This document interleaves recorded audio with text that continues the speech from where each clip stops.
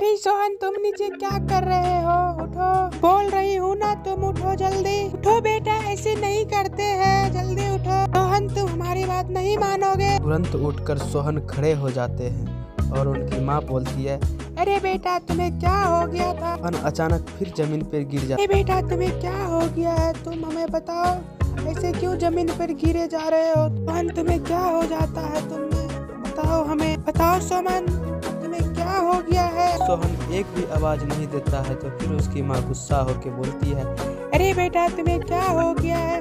तुम हमें बताओ ना, तुम बार बार जमीन पे गिरे जा रहे हो और हमें कुछ बता नहीं रहे हो। बात कह के सोहन की माँ वहाँ से चल पड़ती है और कुछ दूर जाते वक्त सोहन उसे पीछे मुड़कर देखता है कि हमारी माँ जा रही है और सोहन देखते ही रह जाता है। कुछ देर बाद वो सोहन फिर भी वहीं खड़े रहता है। कुछ देर बाद वह फिर सोचता है कि मैं घर जाऊं। वो घर जाने लगता है और घर आता है तो देखता है कि वो हमारी माँ नीचे बैठी थी। सोहन आके माँ के पास बैठ जाता है और वह बोलने लगता है, क्या हो गया माँ, तुम्हें ऐसे क्यों बैठी हो? सोहन की माँ एक भी जवाब नहीं देती है और सोहन बोलते ही रहता है, बताओ माँ, तुम्हें क्या हो गया है? कुछ देर तक वो कुछ नहीं बोल रही हो तुम, माँ बताओ जल्दी, तुझे क्या हो गया है? सोहन बोलते ही रहता है। कुछ भी उसकी माँ नहीं बोल रही थी। तो सोहन उछल कूद करने लगता है तो उसकी माँ हो जाती है और वो सर पे हाथ देके रोने लगती है। सोहन, तुम क्या नालायक हो? मैं रो रही हूँ और तुम उछल कूद कर रहे हो, ये क्या हरकत बना रखे हो तुम? सोहन की माँ यही बोल रही। सोहन की माँ रोते रोते अचानक जमीन पे वो गिर जाती है और वह सोहन फिर भी कूद ही रहा था। अचानक सोहन कूदते कूदते वो भी जमीन पर गिर पड़ता है। सोहन और सोहन की माँ बेहोश हो जाती है। कुछ देर बाद सोहन को उनकी माँ बैठा के समझाता है कि तुम ये क्या करते हो बेटे, तुम ऐसे मत क्या करो और तुम कहीं जंगल में घूमने मत जाया करो।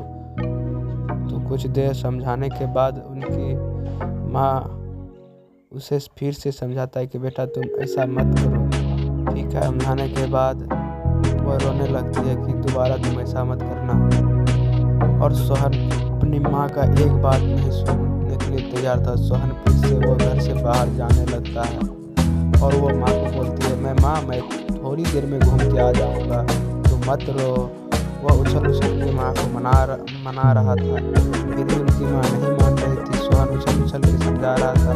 अचानक कुछ देर के बाद सोहन गिर पड़ता है। उनकी माँ गुस्सा से उसे लात मारने लगती है। सोहन को लेके सोहन की माँ उसे एक बगीचे में घुमाने के लिए ले चलता है। सोहन आगे उनकी माँ पीछे चल रही थी। सोहन कभी आगे तो कभी उनकी माँ आगे चल रही थी। दूर तक चले जाता है, सोहन पीछे ही रह जाता है। तो अचानक से सोहन दौड़ते हुए कहते हैं, तो माँ मैं भी आ रही हूँ।